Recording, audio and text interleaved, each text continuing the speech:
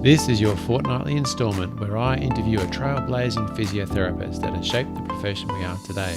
In celebrating their journey, knowledge and insights, you gain the opportunity to plan and guide your own professional journey. My name is Doug Carey and welcome to Physio+10. Welcome new and previous listeners of Physio+10. Thanks for joining us again. Special guest on this podcast is James Schomburgk. Welcome, James. Nice to meet you, Doug, face-to-face on Zoom. And I'm looking forward to it. I really enjoy your podcast, as I was saying off air, and looking forward to having a chat. Thank you. Hey, look, we usually start these off by sort of getting a bit of a background, like what you did for schooling and where you grew up. So I grew up in Adelaide, where I am now. I've done a bit of travel in between, though, but born and bred in Adelaide, very simple upbringing, probably very different to most of my year. I was one of the three kids, I think, were born north of the River Torrens. Everybody else lived in the eastern suburbs in Adelaide, which are very much like the eastern suburbs of Melbourne or the North Shore of Sydney. I was one of those rarities who was born outside of the norm. Went to a local high school. My parents wanted me to go to a private school, but I refused to because my older brother didn't. So I thought a bit awkward going to a private school, and I'm glad I did because our school did really well. And I managed to get into physio despite going to a public school, but it was a really good public school. Yeah. So where do you fit in the family hierarchy as far as siblings goes? I'm definitely the young kid still. My brother, 12 years older than me. I was a massive mistake. My parents had me in their 40s, and my mother had had a partial hysterectomy, evidently, after my brother. So it's still a bit of a mystery what surgery they actually did. I'm glad that the surgery was botched because it took a lot of arguing for my mother. She told me to convince the doctor that she was probably pregnant and needed a test. And he thought that I think he thought I was a lump on her ovary. Well, I guess I was a lump, but not in her ovary. So I get teased about that still. But I came very late in the family. You're very much a miracle child then. And were your mum and dad in the health sphere? How did you get involved? No, not at all. No. My dad was in surveying. My mother lived at home. She was a very proud housewife. No, it was a very simple upbringing. I got into physio like a lot of people. I played sport fanatically as a kid.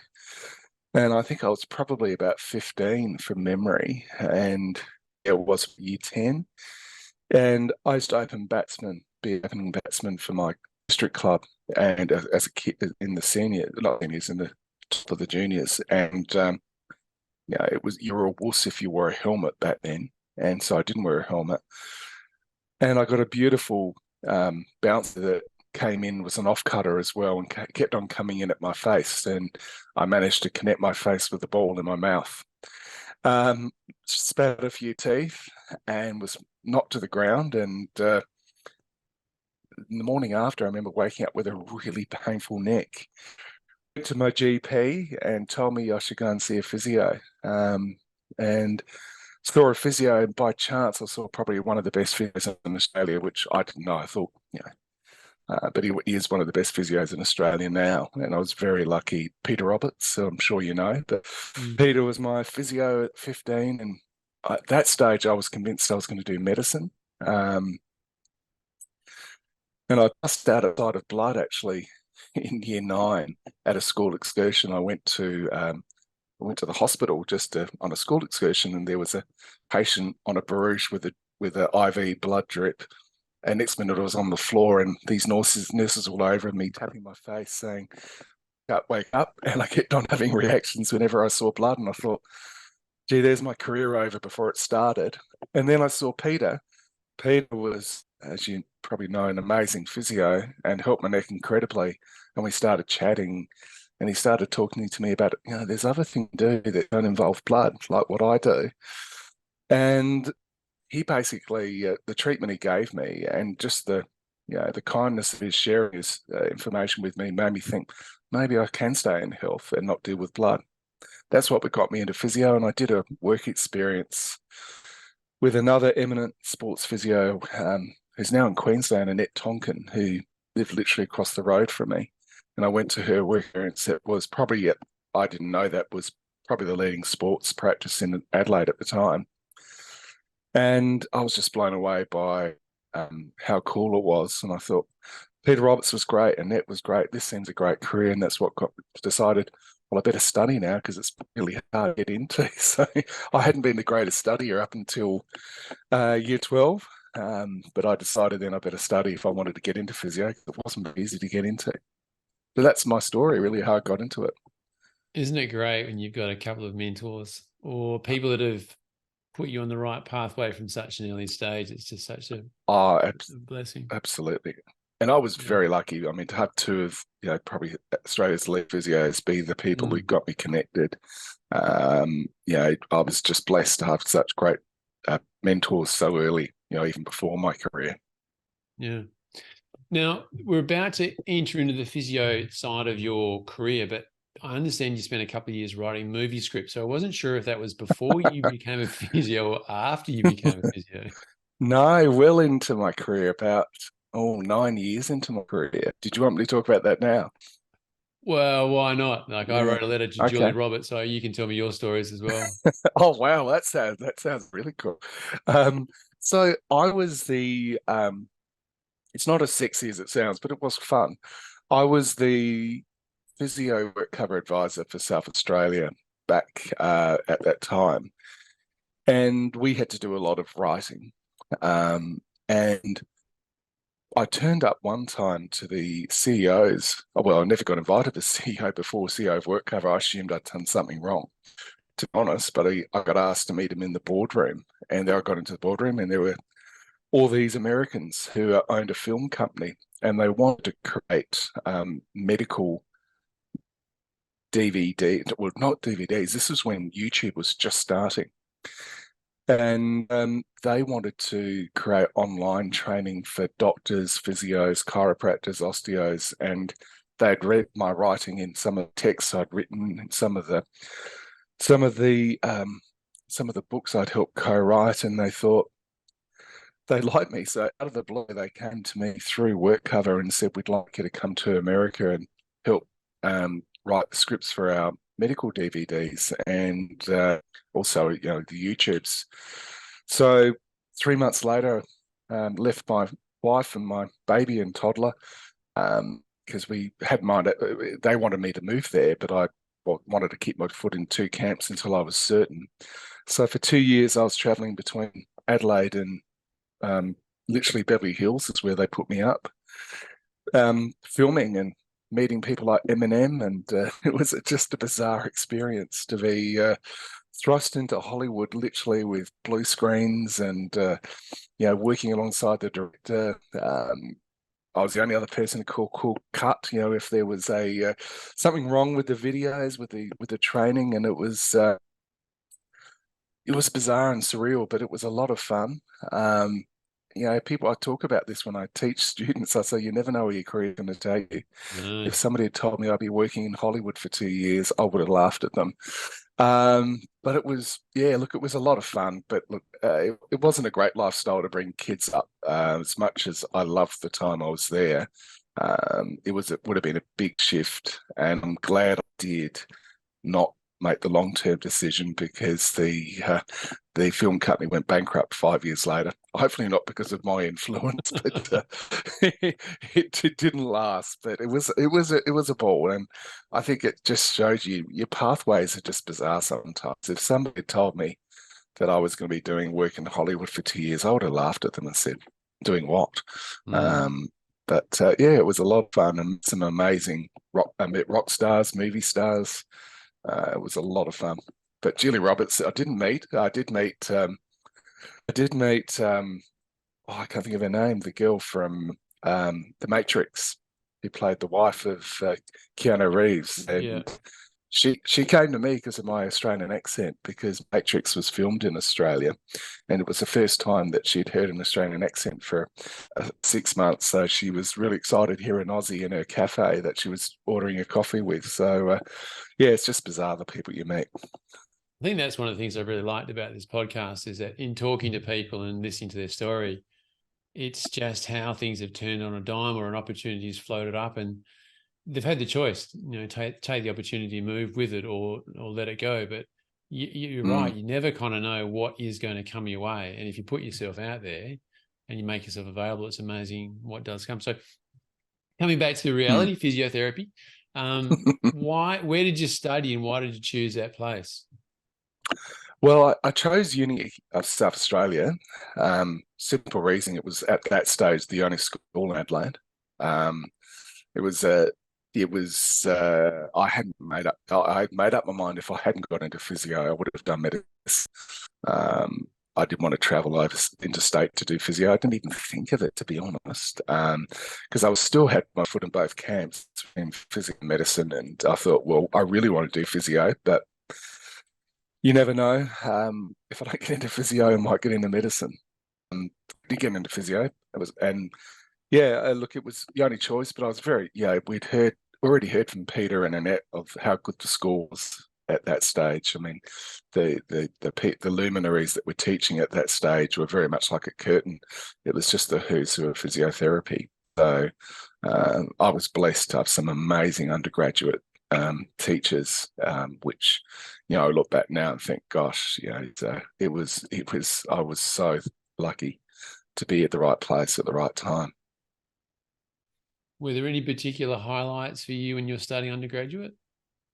Look, the MSK, the musculoskeletal, just the amount of training we got, the supervising we got, the care that the people had. We had Ruth Grant as the head of school, and Pat Trott was the head of the musculoskeletal. And I just remember being in there, it was quite daunting in second year, but just remember having them, literally you'd have to be checked off each technique. Every manual therapy technique would have to be checked off by one of them before you could act. It wasn't a mark, it was pass fail. And if you failed, you just go back again. But the amount of training that it gave us, at that time, we thought it was pretty unique and pretty amazing. But even now I realise, that could never be done, replicated now. It was just so intense. For me was the thing that stood out as a real positive. The other thing which stood out, which I've heard in a lot of your other podcasts, I was exactly the same, is I didn't know physio was so broad. I came from a sporting background, and I just thought that everything we treated was joints, muscles, nerves. I didn't think we did cardiorespiratory and neuro and peds and even women's health. They forced us to ops and gynae, they called it, in our fourth year, which was quite funny. It's actually very useful for us in hindsight. But the stuff we were stuff we learnt, which I never thought I'd use, I'm still using every day, which is quite ironic. But the breadth of the profession blew me away at that time. Yeah, and I guess that's part of the challenge of the profession today now, is how, when you say what is a physio, it's a very hard question to answer. So as I think even more now.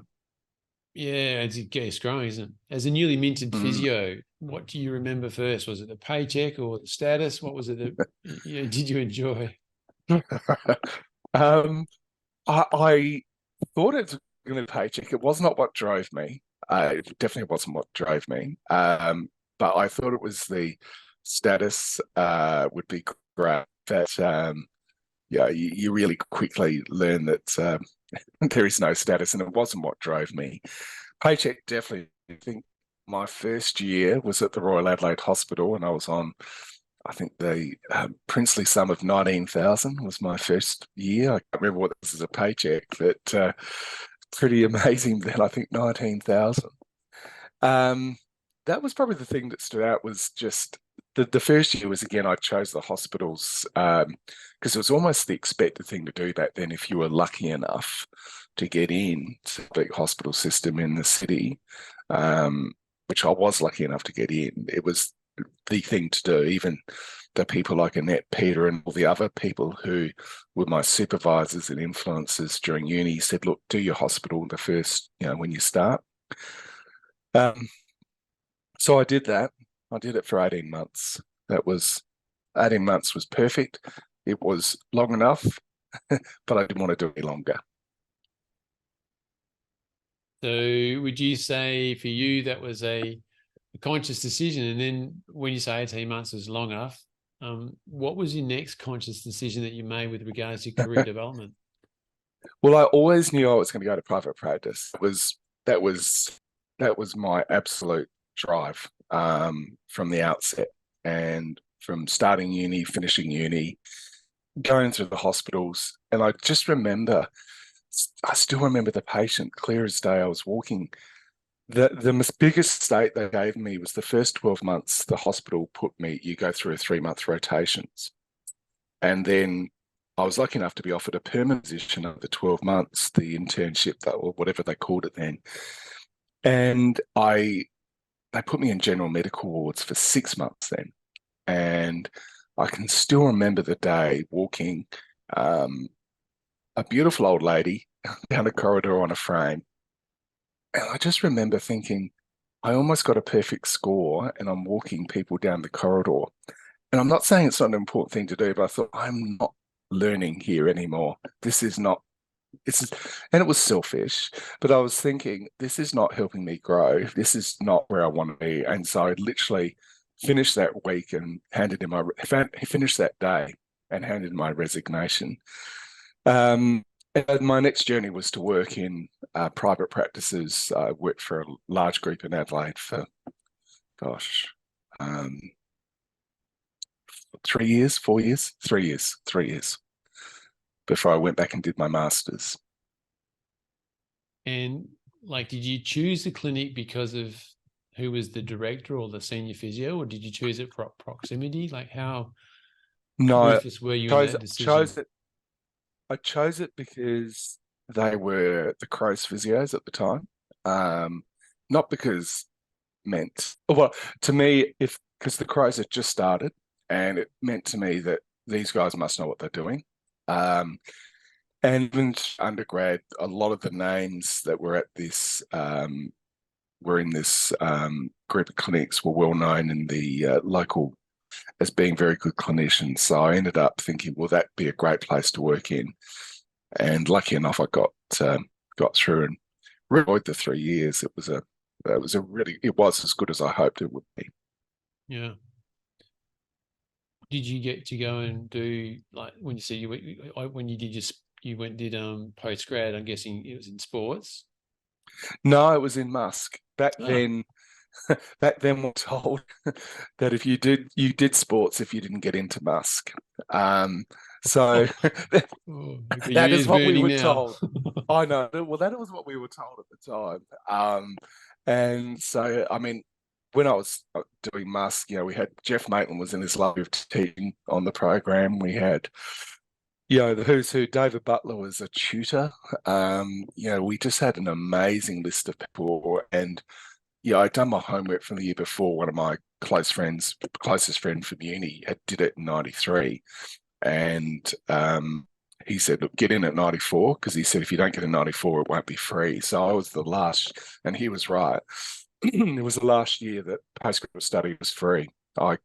'95 went full fee paying, so it very much changed after that. So I was very lucky to get in at the right time. But no, I always wanted to do Musk. In fact, even with Crows, all the physios back then were all Musk physios. Sports physios weren't really.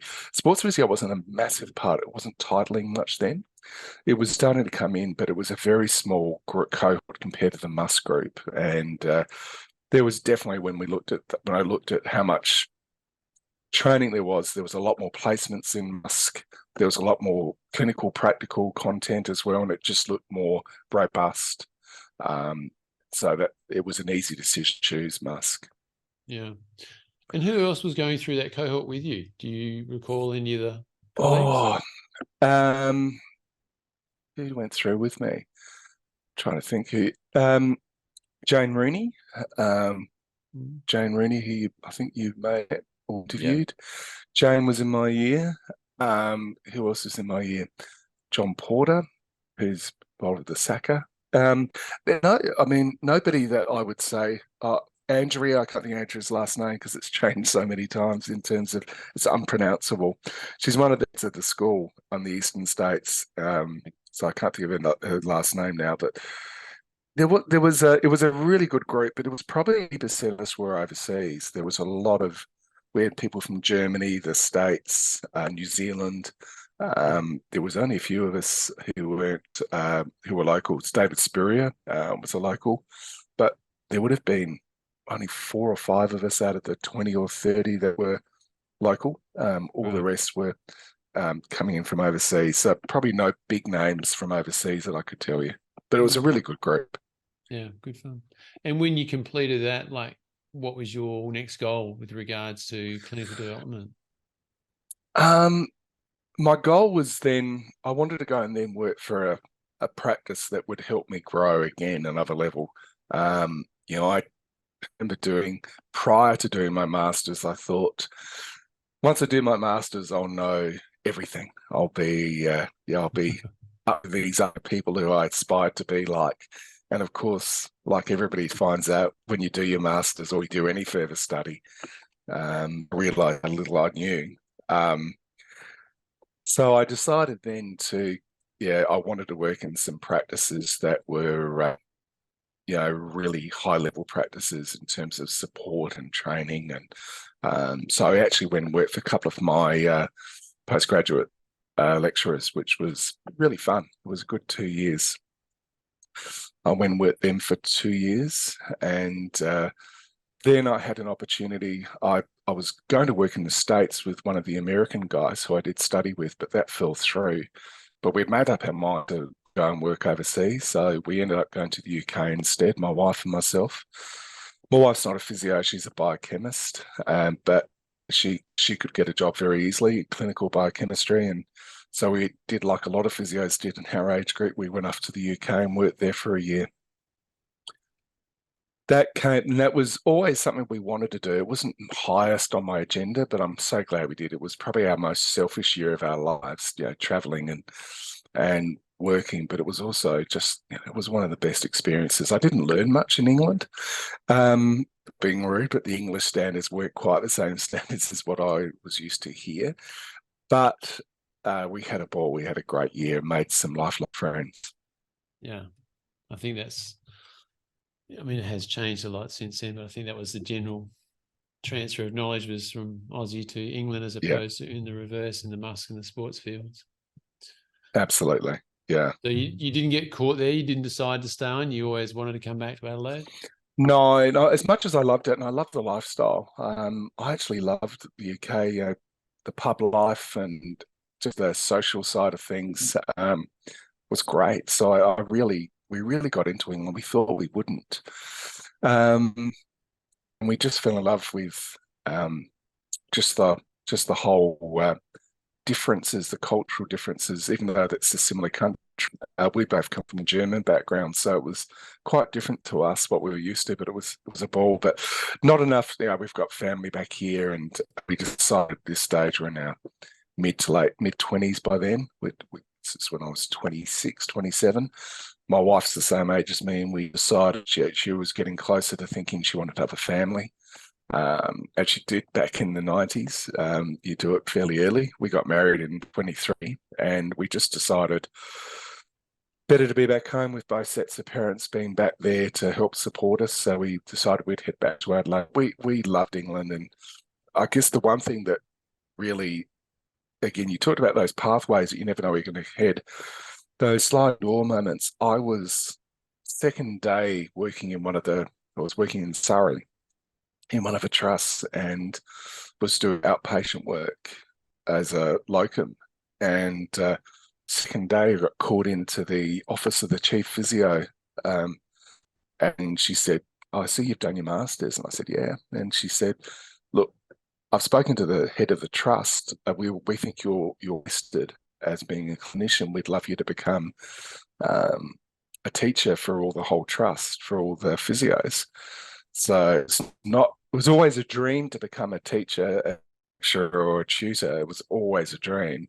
I didn't think at that young age anybody would ever think of me to do that, and they'd only met me for a day.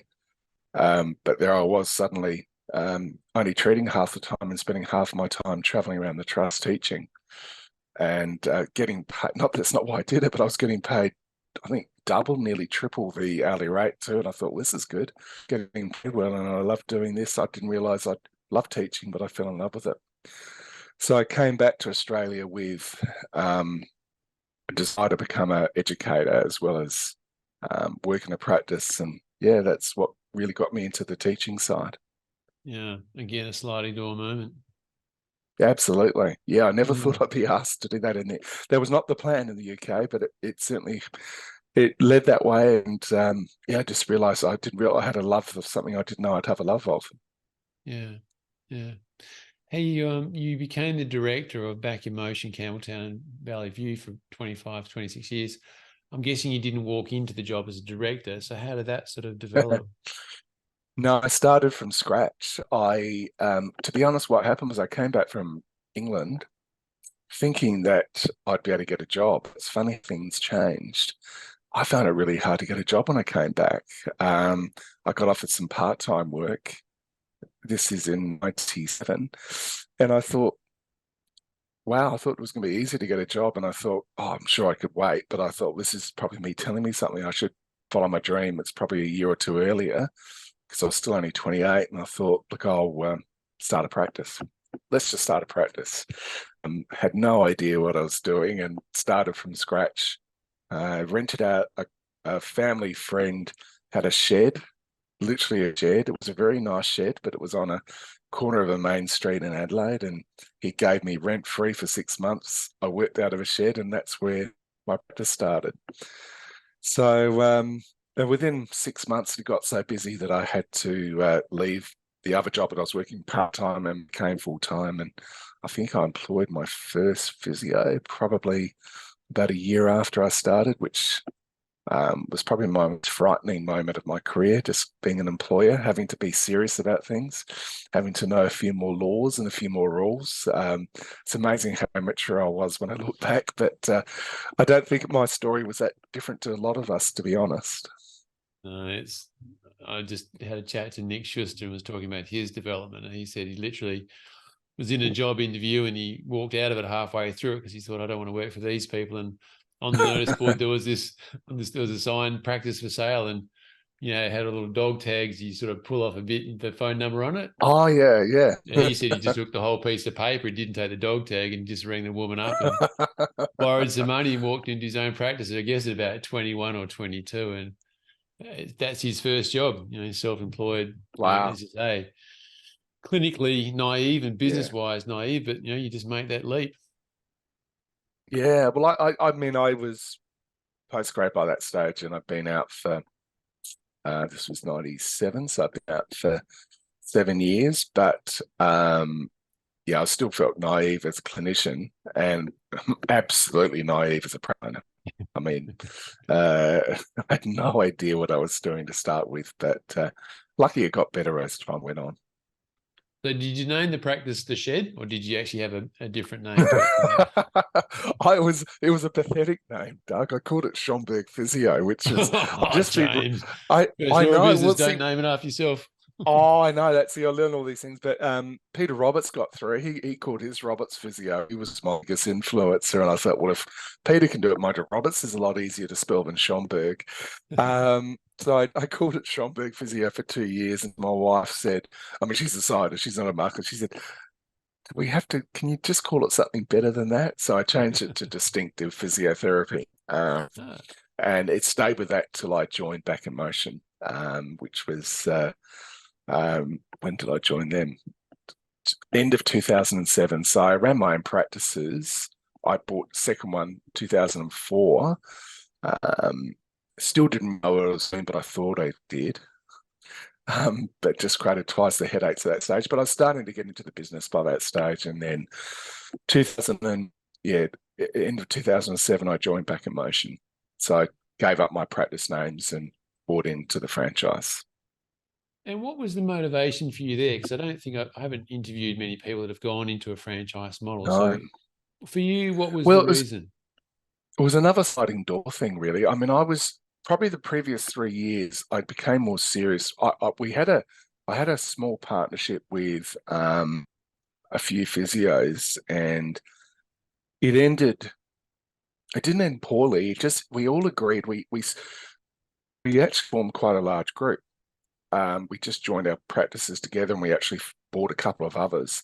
So we got into it, and one of them was much more in the business side, which, to be honest, I look back on and I thought he was, I wish I'd listened to him a lot more. But it really got me hooked on the side of business. I'd always been thinking that just being a great physio was not saying I was great, but aspiring to be a great physio was going to just make you a good businessman. Of course, I look back now at my naivety and laugh at it, but I honestly thought you just be a good physio, you'll just build a list, and so will everybody else. And he was a grid physio too, but he actually got us more into the business side. But we split up. Uh, well, it was a really good split up. We're still good mates, very good mates. So it wasn't an issue. But I got a taste for being in a large group, and I enjoyed that. And I was at a conference speaking about back pain, and there was a guy called Jason Smith who was, I didn't know at that stage he owned Back in Motion, but he spoke and really enjoyed his presentation. It was a really inspiring presentation, and if anybody ever hears Jason Smith, he's one of the charismatic speakers on earth. I mean, he is a very charismatic man, and he's even a more charismatic speaker, and his speech would blow you away. We were, as you do at conferences, eating, leaning over the buffet, just saying, "Oh, I loved your presentation." I told him, he said the same, and we just started talking, and he told me about this group that he'd had informed in Victoria, and he wanted to go national, and he asked me whether I'd be interested in joining, and yes, I guess about 9 months later, I decided to take the punt. I was the first person that had joined the group outside of Melbourne. And my role was to grow it in South Australia, and that's what happened. So I went from being running two practices averagely to actually running a state on behalf of a group, which was a big shock to my business skills, and I had to quickly become far better at all the other stuff, and actually had to give up running my practices and had to cut right back on treating. And yeah, that my journey changed dramatically, very quickly, unexpectedly. What did you learn from that process? Like, what was it for you that you Um, found was stimulating you? I think the reason was, and I look back now why I did it, I could see where he was, and I saw where I wanted to be, but he was where I wanted to be, but he was already there. I thought he would help me fast track my growth. From the outset, even back as a kid, back in that year 10 work experience with Annette Tonkin, doing the work experience, I remember being in a clinic, and there were probably 8 physios working in that clinic. It was just a buzz. They were great. There was exercise. They were doing, this stuff called, manipulation and mobilization. They had the gym. When I look back, it still was an incredible practice. And what I loved about it was a team. It was very much a group thing. Even though Annette brought me into work experience, all the other guys were there, and they were great too. And I just remember thinking, that's the sort of practice I want. I want to be in a team. I didn't like being on my own, even though I knew I had to start. I really wanted to work in teams, and I thought that was the thing that attracted me to the franchise. There was, I think at that stage, probably 10 or 12 practices in Melbourne, and I thought, this is cool. We come together and meet. That's what attracted me. My practices were going quite well. It wasn't that I needed to join franchise. Excuse me. I just thought that this would fast track towards that sort of team-based sort of culture, which I've always loved. I love playing team sports. I just like being in teams, not being isolated. That was what drove me, and I look back, and that probably was the thing that drove me to choose to work to be. It wasn't that it was in a franchise. That wasn't particularly what I was looking at. It was just a chance to to leapfrog and jump forward and achieve some of my goals with running practices that were larger and being in something bigger that we share knowledge with. That's what drove me towards it. Yeah. So that's the positive side. Would you say there's a downside to being in a larger practice or a franchise setup? Oh yeah, there can be, definitely. Um, the the absolute upside before I finish on, or before I go to the downside, is what I hope would happen did happen. The collegiate atmosphere. I mean, the group doesn't exist anymore. Um, it's gone up just in name, but the absolute strength in that group that I loved was we had in the end 50 or 60 practice owners who we'd meet regularly, and I don't think there was anything that replicates that I've seen, where you could be sharing knowledge. We'd have regular meetings, and there was this real collegiate atmosphere, which non-competitive. Everyone was happy to share troubles and strengths, and it made us grow as individual practice owners dramatically. The downside is cost, profitability. There's a significant chunk of what would normally be your profit goes to franchise fees. And that was probably the biggest downside. And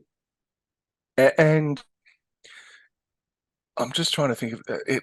It's not it's merely more of a positive. In our group, we weren't forced to treat us in one way. It was everybody had their own control over how they ran their practices, but you had to still brand the same way. So there's a little bit less creativity allowed.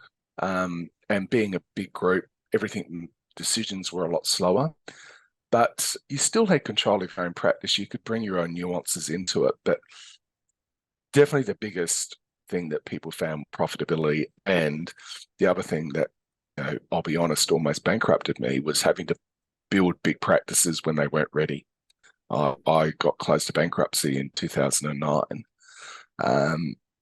because the expectation was to build big practices. It was a bit like Kevin Costner, build it and they will come. Well, they did come, but they came not as quickly as it was to pay for the loans. I would run a franchise differently, but I can understand why they wanted that to happen. But unfortunately, did really rip into a lot of people's practices' profits, having to build practices, relocate in my case, and not enough patients to cover the extra costs. They were the biggest challenges. Yeah. So the big financial decisions were almost out of your hands to some extent to sort of maintain that growth. To some extent, well, you were forced to get a larger practice. By the end of because the group finished last year, by the end of it, I think there'd been a lot of changes. They were doing it in smaller steps, which were making practices more viable. Nearly everybody who went in struggled at some stage because of having a big practice. Having said that, in the end, most of us did survive, and we did grow big practices as a result, and quite profitable practices. So, but it was some hairy times for quite a few of us, including myself early on. Yeah. So any lifelong learning lessons there to pass on to people having been into and then out of that process? I don't think franchising is a big part of physio. I can't see many new ones coming out I can see corporates, large corporates coming more and more into the play.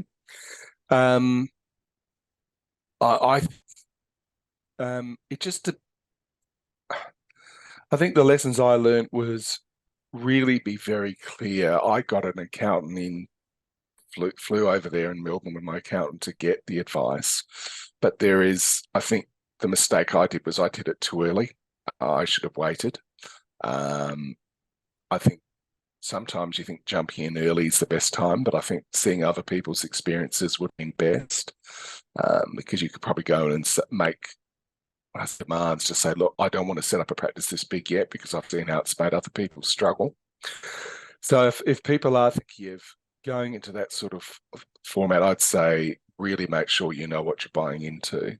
The franchise fees are high, but I understand why they're high too. I mean, I I don't think they're unreasonably high, but they're high. Um, so you want to look at what can the franchise do to compensate. You know, can they bring in suppliers who save money, and so on. So yeah, I'd make sure you've got it. I wouldn't join a franchise that's new. I'd say, look, join one that's true and tested, rather than one that's fairly new and fledgling. Yeah. I mean, I think the reality with physio, and I'm not sure if there's a way around this, is that we are a bit of a glass ceiling. In a way, we are just a trade profession. We're based on time, That's right. unless you can work out ways in which to leverage off that time by doing, multiples or big sales in other areas, or as you say, go and do some teaching or do something else. But essentially, we've got 8 hours a day, and people will only pay so much for that, regardless. And that straight away creates a limitation for us on generating revenue. So when someone Absolutely. takes 20 or 30% of that as a franchise fee, makes it a bit difficult. Yeah. Thankfully, it wasn't that high, but I will say that, yeah, you're right. It's a service industry, and I think franchising works well in, where you buy a cup of coffee and it's multiple. It doesn't matter who's making the cup of coffee. It is more than most health professions. I think more than any, it's built on trust and it's built on individual clinicians, and that in itself presents a massive challenge because you can't do a cookie cutter. I mean, some of the training we got in business was mind blowing. I mean, I will say I learned so much from being in that group.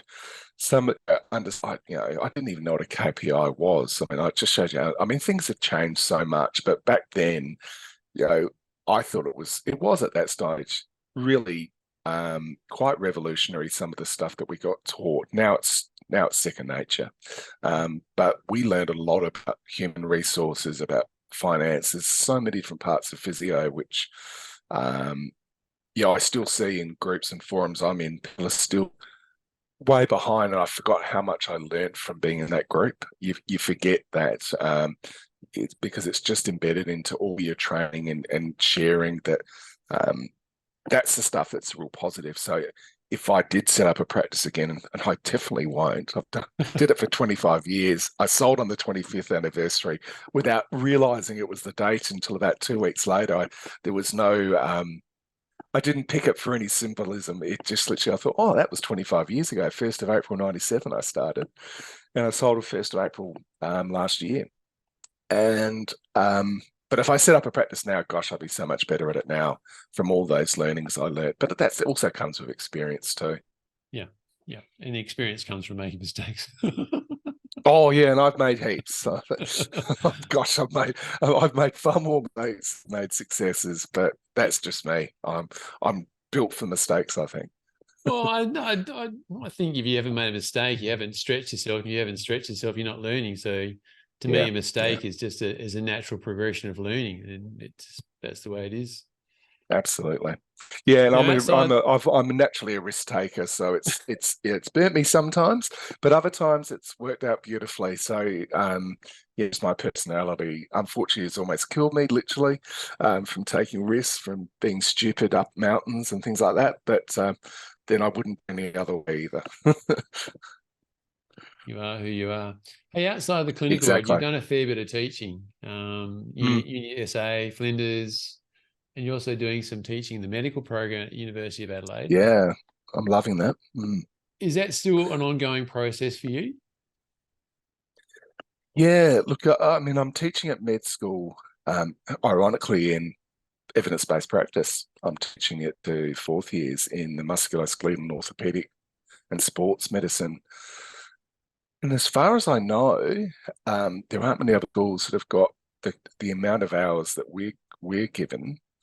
Um, it's been a joy. Adelaide Uni have been amazing. They've just basically said, "Here, you present what you want to present." I mean, the head of a school had to look at the content, but he loved it, and it's been a joy. And I will say, the med students that we teach. Part of them, what they have to do is obviously we give lectures, but they have to do presentations, which we mix up every time. And they'll do one on ACL, and last ACL spent 3/4 of it talking about conservative management of ACL ruptures, and I was pretty excited. And one of my co-presenters, Kieran Wilson, who teaches a lot with me, was so pumped to hear that med students are looking at not just surgery as always the option. And the exciting thing for me beyond that one was just even with knee replacement therapy, I gave them a presentation on OA, and they were talking about finding evidence being general activity and exercise. I think, it's only my little group, but I'm hoping that that's a sign that med students, they're going to be our GPs and our orthopods in the next 5-10 years. I'm hoping that that's just not one little isolated group. I would be surprised if it is. I think hopefully med students are getting a much broader perspective on health than perhaps their predecessors have. I hope in our little way that I'm able to do that. And I've actually loved seeing their presentations.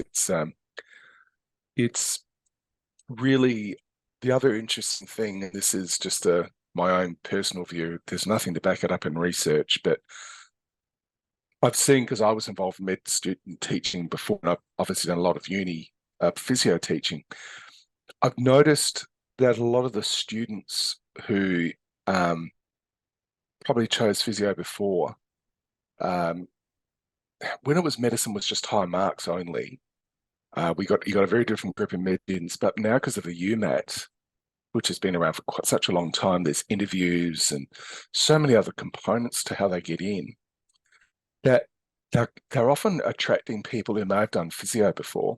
And we're getting a lot of people who do physio now who just have high marks, but don't actually want to be physios. So we're getting a really interesting mix. I was finding at the end of my teaching, I never saw that earlier on in my career, but more and more, I was seeing a lot of physios with interpersonal skills that were somewhat lacking compared to predecessors. And I was thinking, is this just me? Maybe I'm getting older. But I look back and I think, no, I'm seeing this in the med students now. I just wonder, because only 1 or 2 schools are using such a system and it's just based on marks, a lot of people are doing physio just to get into medicine, the sideways hustle through the postgrad study. And a lot of them aren't suited for physio. That's probably the sad thing I'm seeing. That doesn't get me wrong. A lot of people want to be physios and have still got the great interpersonal skills that I think, separate good physios from great ones. Not how good you can whack and crack and prescribe exercise, but really your ability to build that therapeutic alliance, I think, is the thing that separates us. But I'm seeing a change, but I'm seeing it in med students. It's really good. But some of the physios who still come through on placements to us, some of them are just as good as they used to be. And I'm thinking some others, how are you ever going to build a relationship with your client? Because you haven't quite got the skills that you need, and nobody can teach you those really that well. Yeah, no, I guess I'm seeing the same thing with the courses that I'm teaching, is that they just don't. It's not just the communication skills, the understanding. Some of them, you got to. I reckon as a physio, you got to walk the talk. And if you've never been to a gym or you've never done exercise yourself, when it just doesn't make sense that you can talk to a patient about, how to do single-legged calf raises or what's a walking program. It's the sort of thing you have to have done almost to understand. Yeah.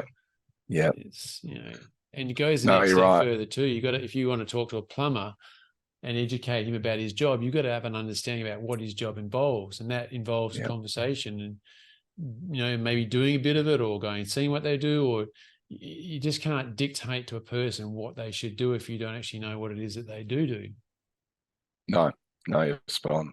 The moment that really hit home with me with physio, how it changed, was when I was lecturing at UniSA. I was teaching a best practice as well to 4th years. And I'll never forget, it was quite a few years ago now, probably 8-9 years ago. And I was teaching, and just before I started to teach, and usually I start teaching and usually it goes really well, I could feel something in the room.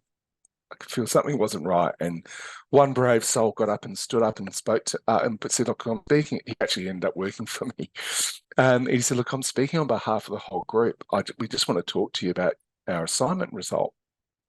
And I said, well, okay, what's going on? And he said, "We're not happy as a group with the remarks we were given."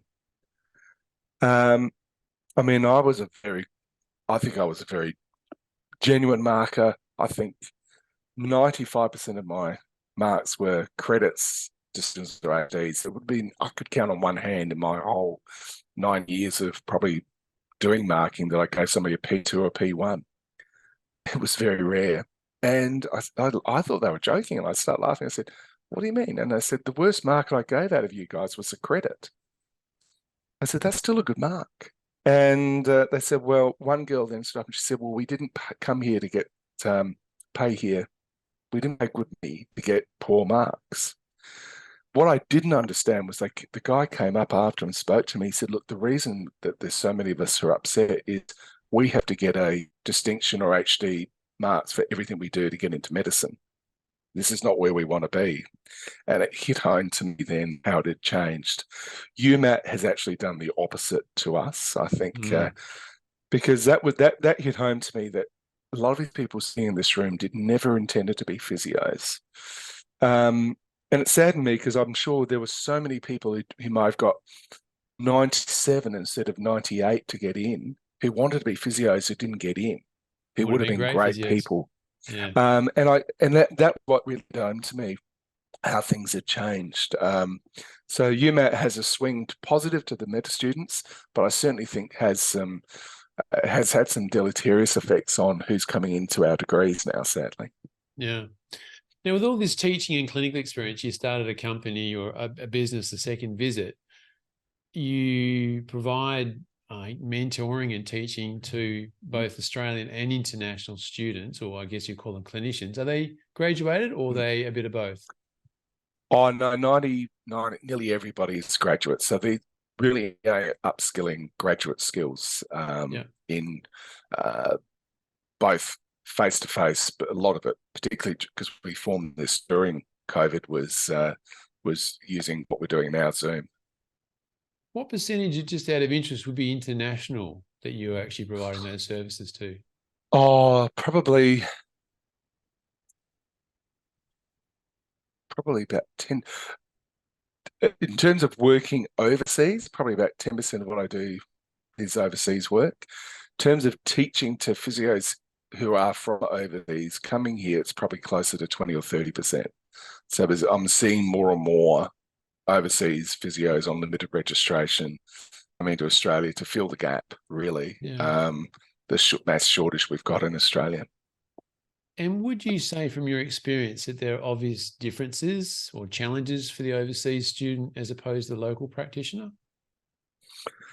The strengths I see in them is that they want to be physios, to make the effort to come over here, spend the huge amounts of money, which are astronomical for that. I mean, for us, but the cost, when I think about the relative cost to them, it's just frightening. To leave their families, they really want to be physios. So that's the strength. I find them really good learners, like quick learners, because they're passionate about the profession.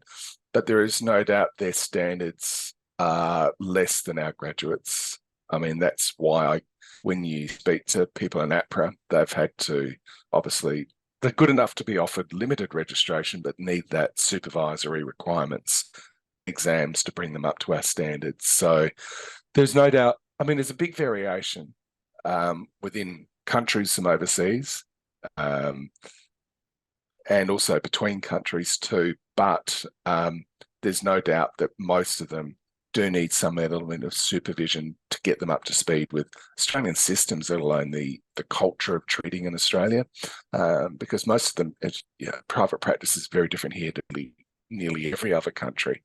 So the market's different too. So the downside is their manual therapy skills are poor, but our manual therapy skills, I think, as undergraduates, are getting poorer anyway. So, I used to say that their manual therapy skills are poor, but I think ours have dropped alarmingly as well in the last 3, 4 years. So it's we're probably not that different to them on that side, but they are still very electro-based, electrotherapy-based. A lot of the other countries, when I go and teach overseas, I'm often shown when I teach at conferences the beautiful brand spanking new school departments, and there's full of Equipment. interferentials and ultrasounds and shortwave stuff I haven't seen for years. That you have to say, oh, that's beautiful, and but yeah, you see a lot of that equipment still. But at the same time, I think there's great development in those countries too, and I think they're getting better and better. Yeah. What would you say is the hardest lesson you've learned having been a physio for 25, 26 years now, James? Oh, hardest lesson. I think hardest lesson is, and I guess it's biased because I've been a practice owner for the 25 years, is that physios are not, they're competent when they graduate, but they're not to excel in private practice. And the hardest lesson I learned was I had to do something about it. I couldn't just complain. I had to actually do something about it and spend a huge amount of time training my staff to get to a level that I think was going to be a level that my patients were happy to see them. It took me a while, but I learnt the hard way, and I'm so glad I did, because they're clever. I mean, they're incredibly clever, the young people who are coming through, but they just haven't got the experience or the exposure to the patients that perhaps you and I had when we were undergraduates. Just the raw numbers, just not seeing enough patients to actually apply some of the knowledge. And that's just circumstantial. That's something they can't, it's not their fault, but I let it just sort of happen. Many years ago, I found out if I'm going to have a business that's successful and doesn't need me in it, be there treating all the time, I'm going to have to train them to a far standard. So I spent much less time treating and running a business and much more time becoming a mentor and an educator, which was the best decision I ever made. But it was a hard one at the time because I loved treating. Yeah. For $200 or less, what's your best app or tool or investment that you've made in your clinical development? Yeah, that's an interesting one. I've never even thought.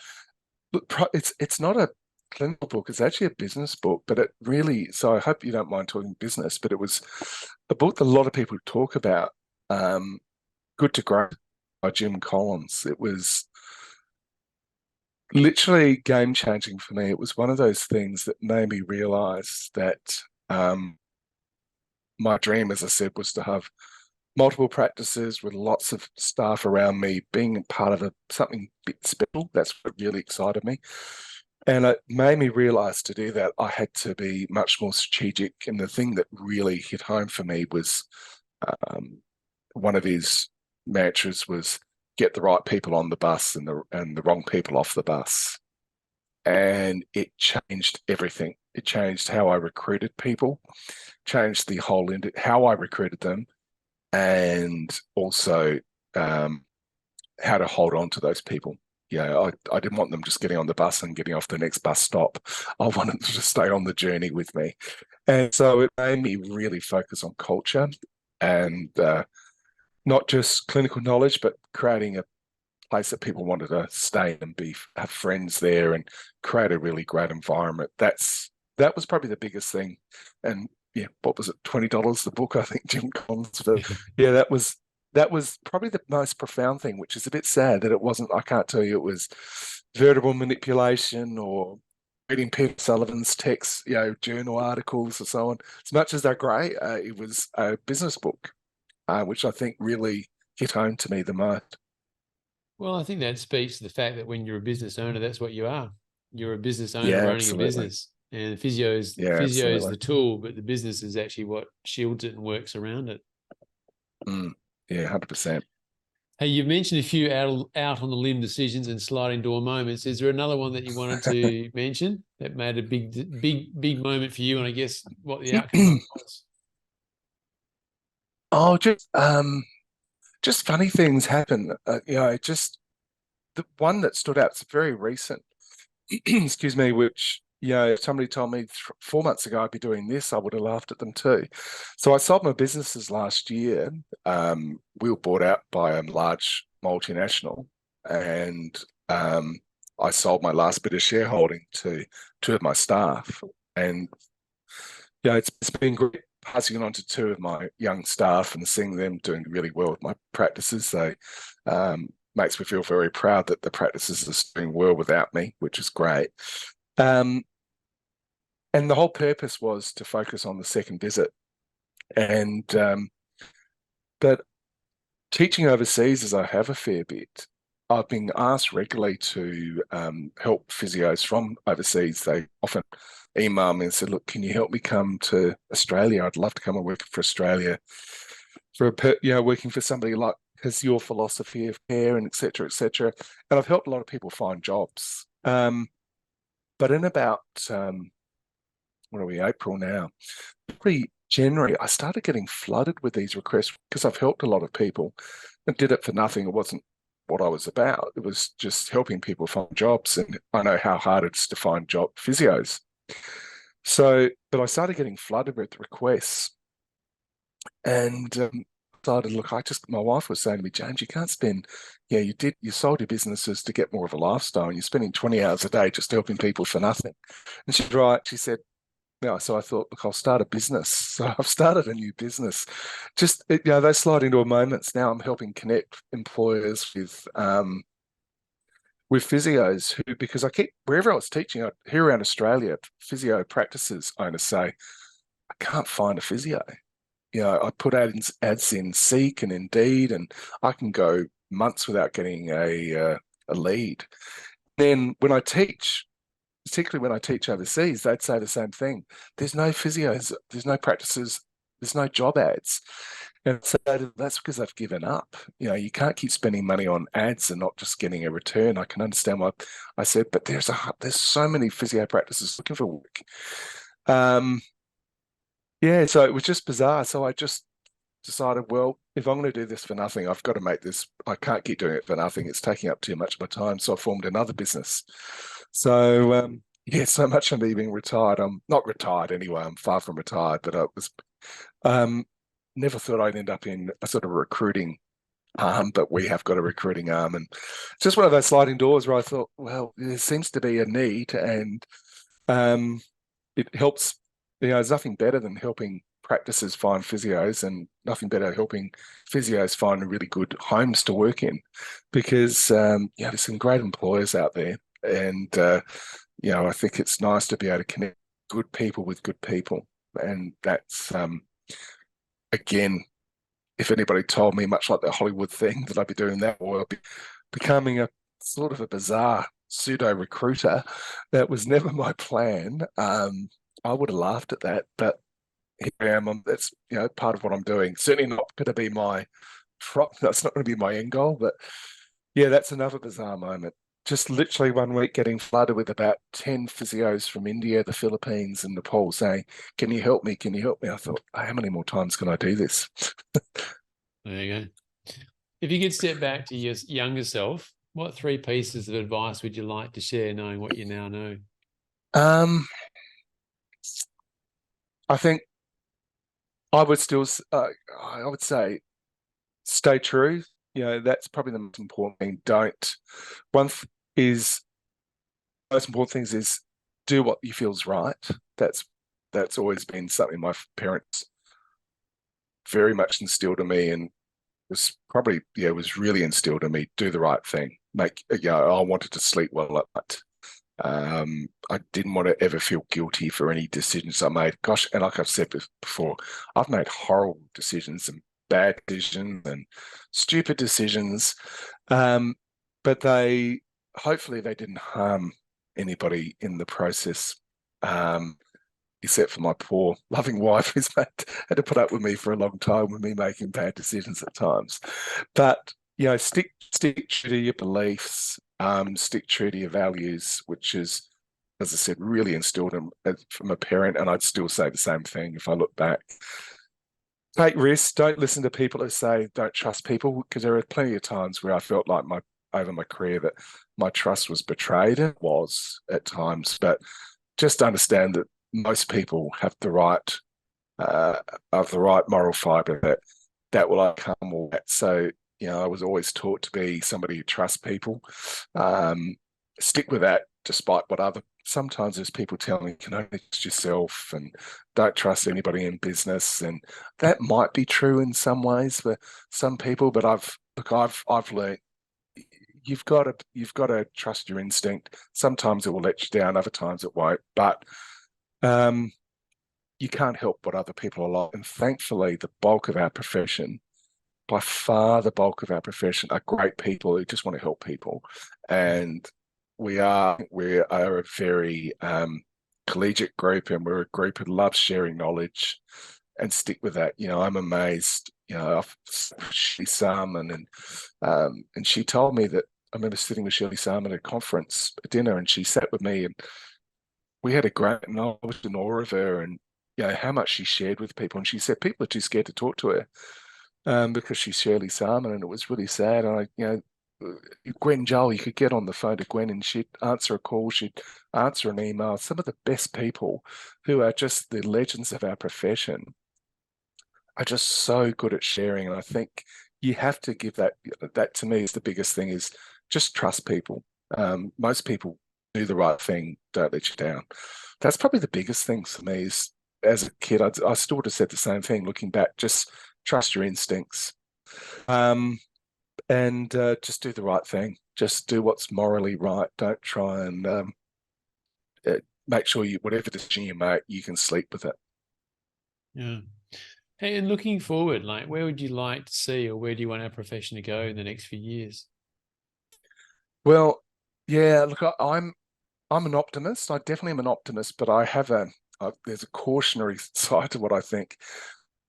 And you and I were talking about this off air and before we started, and what you said absolutely hit home with me.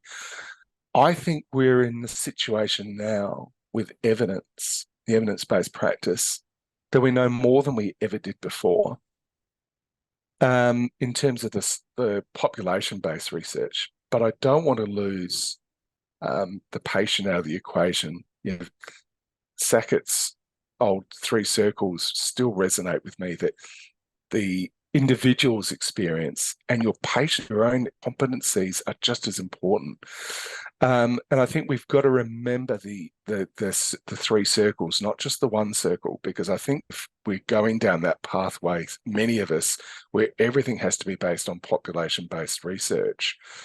And unfortunately, we don't treat populations, we treat individuals, and we have to also put the patient first. I do worry, that's one of my concerns, is our absolute obsession in some parts of our profession in just randomized controlled trials, and thinking that's the only thing we should be looking at.